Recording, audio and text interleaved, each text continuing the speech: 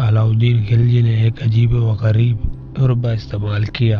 जलालुद्दीन खिलजी की तरफ से वो कड़क का हाकिम था और अपने चाचा और दिल्ली के सुल्तान जलालुद्दीन खिलजी की इजाज़त के बगैर वो कड़ा से निकलकर हिंदुस्तान के किसी इलाके पर हमला आवर नहीं हो सकता था।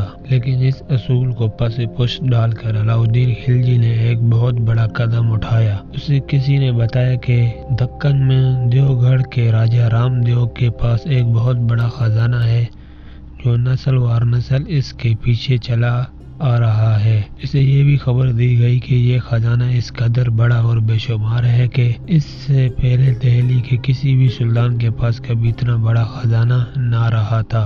चुनांचे अलाउद्दीन खिलजी ने वो खजाना हासिल करने का तहैया कर लिया। कड़ा में उसने अपनी तरफ से एक नायब मुकर्रर किया। 8000 का लश्कर लेकर वो कड़ा से निकला और देवगढ़ का रुख किया। देवगढ़ को बहुत दूर था। रास्ता जंगलों और दुश्वार गुजार इलाकों में से होकर गुजरता था, लेकिन अलाउद्दीन खिलजी ने इसका कोई परवाह न की। हर सूरत में वो देवगढ़ के राजा रामदेव को खजाना हासिल करने के लिए थम गया था। देवगढ़ के राजा के पास वो बहुत बड़ा लश्कर था, लेकिन अलाउद्दीन की खुशकिस्मती के अपना सिर्फ 8000 के लश्कर के साथ उसने देवगढ़ के राजा के खिलाफ फतह हासिल की और देवगढ़ के शहर और किले में दाखिल हुआ। इस फतह के नतीजे में अलाउद्दीन खिलजी के हाथ देवगढ़ के राजा रामदेव की तरफ से 600 मन सोना, 7 मन मोती, 2 मन जौहरात जिनमें लाल याकूत, अलमास और जामर शामिल थे, 1000 मन चांदी और 4000 रेशमी कपड़ों के थान लगे थे।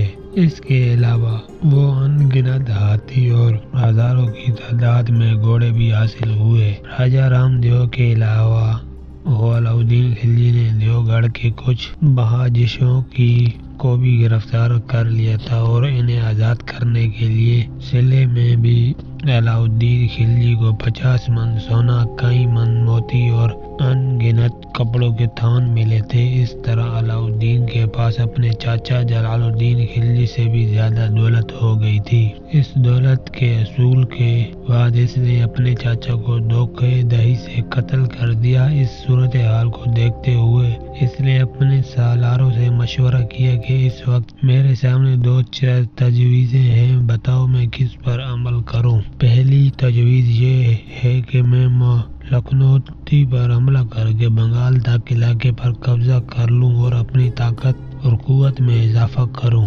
दूसरी तजवीज़ ये है कि मैं कड़ा शहर ही में कयाम किए रहूं और कड़ा में कयाम करके सल्तनत की बुनियाद को मजबूत करने की तदबीर पर अमल करूं। अलाउद्दीन फिक्रमंद था इसलिए कि अपने चाचा को तो वो खत्म कर चुका था, लेकिन जलालुद्दीन की बेवा मलका जहां और उसका बेटा दिल्ली में कयाम किए हुए थे, जबकि दूसरा बड़ा बेटा जिसका नाम अरकली खान था वो मुल्तान का हाकिम था और उसके पास बहुत बड़ा लश्कर भी था। इस मौके पर अलाउद्दीन के एक सलार ने मशवरा देते हुए कहा, अरकली खान मुल्तान ही में कयाम किए हुए है इसलिए कि जलालुद्दीन ने अपने दौर में इसे मुल्तान का हाकिम बनाया हुआ था। अब जहाँ तक अरकली खान का ताल्लुक है तो वो इंतहाई दर्जे का बहादुर जंगजू है। इन फतरी सफात के साथ साथ लश्कर कशी के